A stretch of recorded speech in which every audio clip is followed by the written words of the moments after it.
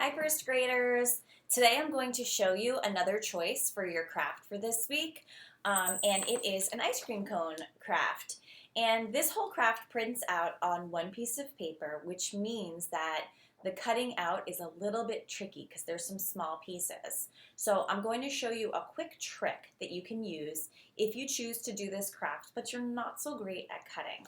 What you can do is take a fat marker and go ahead and outline each of the things that you need to cut out.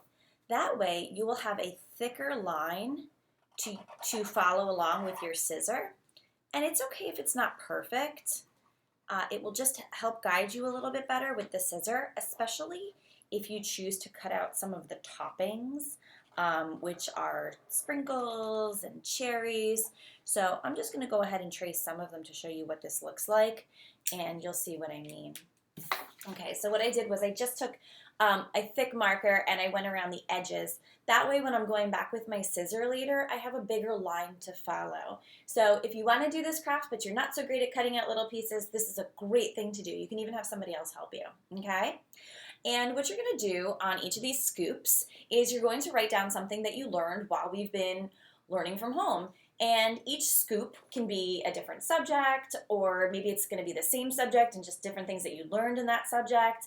And you'll notice when you look at your paper, this scoop up here is a little bit smaller. So in that scoop, I just wrote things I've learned. I did all of my writing in pencil first, then I traced it with marker, and then I colored them with colored pencils. You can color with colored pencils or crayons. If you color with markers, just make sure you can still see what you wrote in the scoops. All right, let me go ahead and show you what my finished product looks like. All right, here is my ice cream cone. Now, I didn't attach it to this piece of paper, but it'll flop if you don't attach it, so I thought this is a good way to show it to you.